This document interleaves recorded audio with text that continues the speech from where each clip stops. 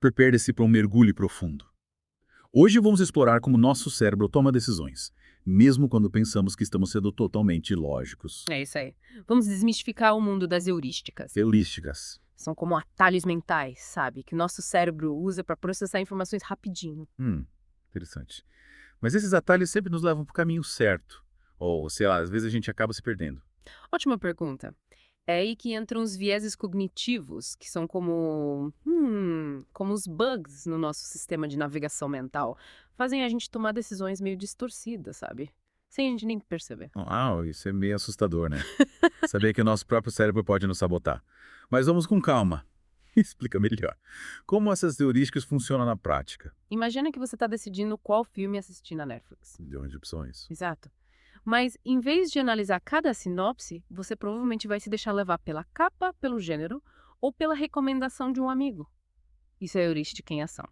Entendi. É como se a gente usasse filtros para simplificar as escolhas. Isso. Nosso cérebro busca economizar energia, né? E as heurísticas são filtros que agilizam as decisões, principalmente quando a gente está diante de muitas opções. Faz sentido. Mas esses filtros, eles são sempre confiáveis. Nem sempre. Cada tipo de heurística tem suas nuances. E pode acabar nos levando a vieses específicos. Por exemplo, a heurística da representatividade nos faz julgar as coisas com base em estereótipos. Tipo, quando a gente assume a profissão de alguém pela aparência. Isso. Tipo, você vê alguém de jaleco e óculos e já pensa, médico. Mas se você for cientista. Ou um professor. A heurística da representatividade pode nos levar a conclusões precipitadas. Acontece o tempo todo. Que outros tipos de heurísticas existem? A heurística da disponibilidade. Ela nos faz tomar decisões com base em informações que vêm à mente com facilidade. Por exemplo, se você acabou de ler uma notícia sobre um acidente de avião, pode ficar com medo de voar. Nossa, isso é verdade. Então, Teve uma vez que eu vi um documentário sobre tubarões, fiquei apavorada de entrar no mar. mesmo sabendo que a chance de encontrar um tubarão é super pequena, né? Exato. A heurística da disponibilidade faz a gente superestimar a probabilidade de eventos marcantes. Qual a próxima heurística? A heurística da ancoragem e ajuste. A gente se fixa em uma informação inicial, mesmo quando novas informações aparecem. Acho que já caí nessa armadilha. Sabe, aquelas promoções com preços de antes super altos. É exatamente isso. Essa heurística é muito usada no marketing, né? Os vendedores usam o preço original como âncora para te influenciar. Então a gente nem sempre está no controle das nossas decisões. De certa forma, sim.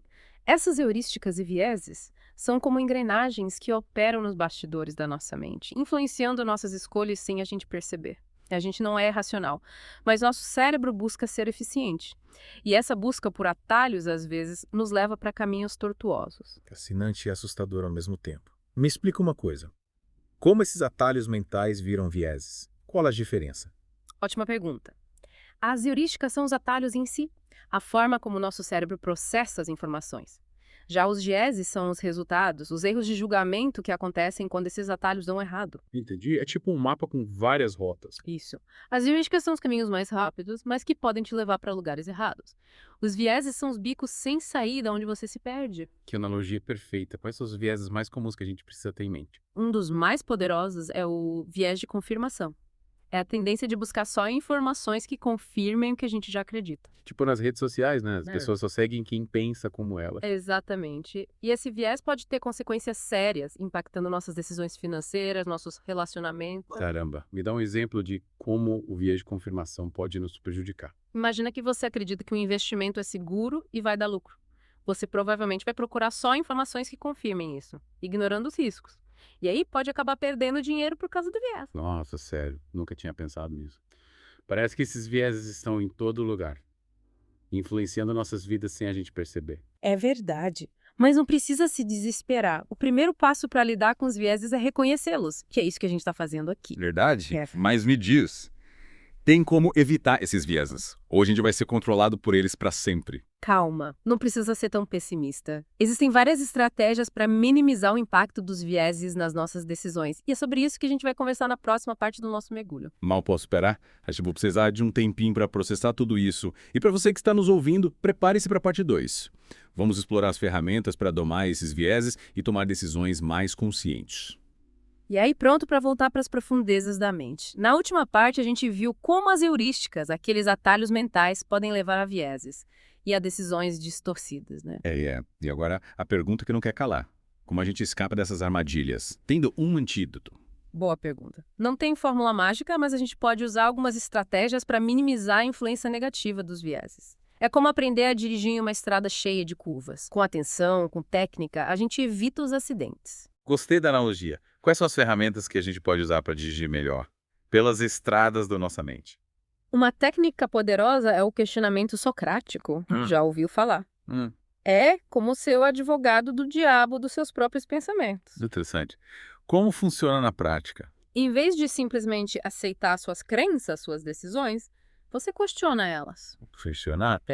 Investigar as evidências, buscar outras perspectivas, explorar as alternativas, como se você estivesse interrogando suas próprias ideias, buscando falhas na argumentação. Nossa, parece um exercício e tanto. Mas acho que entendi. É como se a gente fizesse um pente fino nos pensamentos, buscando por vieses escondidos. Exatamente. Essa busca ativa por vieses já é um grande passo para evitá-los. Outra estratégia importante é cultivar o pensamento crítico. Pensamento crítico. Parece coisa de filósofo. Mas, falando sério, como a gente aplica isso no dia a dia? É como um detector de mentiras para as informações. Em vez de acreditar em tudo que a gente lê ou ouve, a gente precisa analisar a fonte, a lógica, a consistência dos argumentos. Isso, um filtro que separa o joio do trigo. As informações confiáveis das fake news. Importante, né? No mundo de hoje, com tanta informação circulando. Total. E para turbinar esse filtro, a gente pode usar a técnica da lista de prós e contras. Ah, essa eu conheço. É aquela de colocar no papel os benefícios e as desvantagens de uma decisão. Isso. Mas o segredo é ir além da superfície. Explorar as consequências a curto e longo prazo. Os impactos para você, para os outros, os riscos e as oportunidades. É como fazer um mapa completo da sua decisão. Para evitar decisões impulsivas. Às vezes a gente se deixa levar pela emoção e acaba se arrependendo depois. Falando em emoções, essa é outra dica importante. E seja consciente do seu estado emocional antes de tomar decisões importantes. Mas como as emoções podem influenciar? A gente não deveria ser racional na hora de escolher. Seria ótimo, né? Mas a gente é humano, a gente sente. E as emoções podem atrapalhar o nosso julgamento. A gente pode acabar fazendo escolhas erradas, que não são boas pra gente. Tipo, quando a gente tá com muita fome e compra um monte de besteira no mercado. Exatamente. Ou quando a gente está com raiva e manda aquele e-mail, que depois a gente se arrepende. É importante reconhecer quando a gente está sendo dominado por emoções fortes. E, se possível, adiar a decisão para um momento mais calmo, mais racional. Faz sentido. Não tome decisão de barriga cheia nem de cabeça vazia. Sabe? Já que estamos falando de ditados populares, que tal dormir sobre o problema? Adoro essa técnica. Deixar a decisão pro dia seguinte com a mente descansada. Isso. Durante o sono, nosso cérebro processa as informações, reorganiza as ideias. É como se a gente desse um tempo para o nosso GPS interno recalcular a rota, buscar um caminho mais seguro, mais eficiente. Quanta coisa a gente já aprendeu. Mas e quando a gente precisa tomar decisões em grupo? Os vieses também influenciam as escolhas coletivas. Com certeza. Os vieses podem ser ainda mais fortes em grupos, levando ao pensamento de grupo. A busca por consenso e a pressão social impedem que as pessoas discordem, que elas expressem suas opiniões. E como evitar cair nessa armadilha do pensamento de grupo? É importante criar um ambiente seguro, encorajar a diversidade de opiniões. Incentive as pessoas a questionar as ideias, apresentar argumentos contrários, pensar fora da caixa. É como ter um time de futebol com jogadores de diferentes habilidades. A diversidade aumenta as chances de vitória. Cada vez mais eu me convenço de que entender os vieses é essencial. A gente tomar decisões mais conscientes, tanto na vida pessoal quanto na profissional. Sem dúvida. E para te ajudar a lembrar de tudo que a gente aprendeu hoje, eu preparei um resumo com as principais dicas para domar os vieses cognitivos. Adorei. Nossos ouvintes também vão gostar. Anota aí. Primeiro, questione suas crenças e decisões.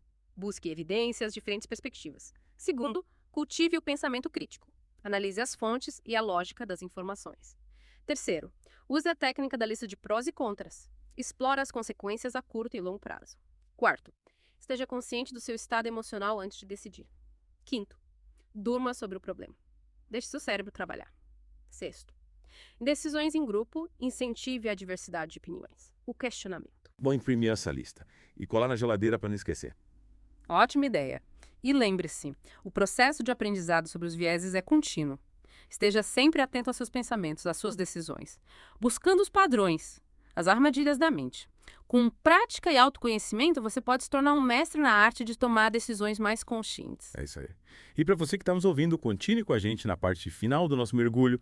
A gente vai explorar mais a fundo o impacto dos vieses na nossa vida e como usar esse conhecimento para construir um futuro mais consciente. Ufa! Que jornada pelos labirintos da mente, hein? Exploramos atalhos, desvendamos armadilhas e agora na reta final é hora de entender como tudo isso se conecta com a nossa vida real. É isso aí. Vimos como as heurísticas e os vieses influenciam nossas decisões. Mas agora vamos além. Qual o impacto real disso na forma como a gente vive? Como a gente se relaciona, como a gente constrói o mundo? Essa é a pergunta de $1 milhão. Porque, no fim das contas, o que a gente quer é usar esse conhecimento para viver melhor, né? Tomar decisões mais conscientes. Com certeza. Para isso, a gente precisa entender como os vieses impactam áreas cruciais da nossa vida, tipo os relacionamentos, as finanças, até a forma como a gente se informa. Começando pelos relacionamentos. Como os vieses afetam a forma como a gente se conecta com as pessoas? De várias maneiras. O viés de confirmação, por exemplo, ele pode nos levar a buscar só informações que confirmem nossas primeiras impressões sobre alguém. Tipo, a gente coloca um rótulo na pessoa e só enxerga o que confirma aquele rótulo. E isso vale para tudo. Amor, amizade, trabalho. Outro viés que pode atrapalhar é o viés de halo. A gente generaliza características positivas de uma pessoa para outras áreas da vida dela. Tipo, quando a gente acha alguém bonito e já assume que a pessoa é inteligente, legal, bem-sucedida. Exatamente. O viés de halo faz a gente idealizar as pessoas, criando expectativas irreais que podem acabar em decepção. Acontece direto. Como a gente evita que esses vieses atrapalhem nossos relacionamentos? Autoconsciência. Reconhecendo que esses vieses existem, a gente pode questionar nossas percepções, buscar uma visão mais equilibrada. Lembrar que todo mundo tem qualidades e defeitos, a beleza do relacionamento está em abraçar essa complexidade. Tire os óculos cor-de-rosa e falando em enxergar a vida como ela é, como os vieses afetam a forma como a gente lida com o dinheiro. Finanças são um prato cheio para os vieses. O viés de ancoragem, por exemplo, pode nos levar a tomar decisões de investimento com base em informações erradas. Tipo, a gente fica preso naquele valor inicial, mesmo que ele não faça mais sentido. Isso. E esse apego a informações erradas pode nos fazer perder dinheiro. Outro viés que pode atrapalhar é o viés de excesso de confiança. A gente superestima a nossa capacidade de prever o futuro. Todo mundo já se sentiu um expert em investimentos, né? Principalmente quando o mercado está em alta. Mas é importante lembrar que o mercado é imprevisível e que até os especialistas erram. O excesso de confiança pode nos levar a correr riscos desnecessários. Como evitar que esses vieses sabotem nossas finanças? Buscar conhecimento e diversificar os investimentos. Quanto mais você entende, menos suscetível você fica aos vieses. E diversificando, você dilui os riscos. Boas dicas.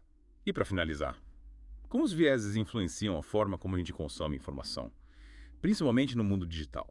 Questão crucial hoje em dia. O viés de confirmação é um dos grandes vilões. Com tanta notícia falsa, tanto conteúdo tendencioso, é fácil cair na armadilha de consumir só o que reforça nossas crenças. Criando as bolhas nas redes sociais. Exatamente. As pessoas só se conectam com quem pensa igual, reforçando os vieses. E essas bolhas podem ter consequências sérias, polarizando as opiniões, dificultando o diálogo. É assustador pensar como os vieses influenciam não só as nossas decisões, mas a sociedade como um todo. Totalmente. Por isso é fundamental ter consciência disso. Buscar informação de forma crítica, diversificar as fontes, checar os fatos, questionar os próprios pensamentos, estar aberto a diferentes pontos de vista. Nossa, quanta coisa a gente aprendeu, mas ainda me sinto um pouco perdida. O que a gente pode fazer na prática para aplicar tudo isso no dia a dia? A jornada para o autoconhecimento, para tomar decisões melhores, é um processo, não tem fórmula mágica, mas a gente pode cultivar alguns hábitos. Primeiro, autoconsciência, reconhecer nossos viés, os momentos em que eles estão agindo. Tipo um alarme que avisa quando a gente está caindo em uma armadilha. Exato. Para fortalecer esse alarme, a gente pode praticar o questionamento socrático. Questione suas crenças, busque evidências contrárias e explore outras perspectivas. Como a gente treina esse músculo do questionamento? Faça perguntas. Por que eu acredito nisso? Quais as provas? Tem outra forma de ver isso. Se desafie, abre espaço para novas ideias. Parece desafiador, mas incrível. E outro hábito fundamental, humildade intelectual. Reconheça que você não sabe tudo, que suas crenças podem estar erradas e que o aprendizado é constante. Esteja aberto a mudar de opinião, admite erros, a aprender com os outros. Trocar a arrogância pela curiosidade. Isso. A humildade intelectual é um antídoto poderoso contra os vieses. Ela nos permite reconhecer nossas limitações, buscar conhecimento. Nossa, quanta coisa a gente aprendeu. Me sinto mais consciente, mais crítica, mais preparada para a vida. Que bom. Lembre-se, o conhecimento sobre os vieses é uma ferramenta poderosa. para a gente tomar decisões melhores, construir relacionamentos mais saudáveis, viver num mundo melhor. Com certeza. E para você que nos acompanha nessa jornada, esperamos que esse mergulho tenha despertado a sua curiosidade, a vontade de explorar a mente humana. Continue questionando, continue aprendendo, continue se desafiando. A jornada do autoconhecimento não tem fim. E que venham muitos outros mergulhos profundos por aí. Até a próxima.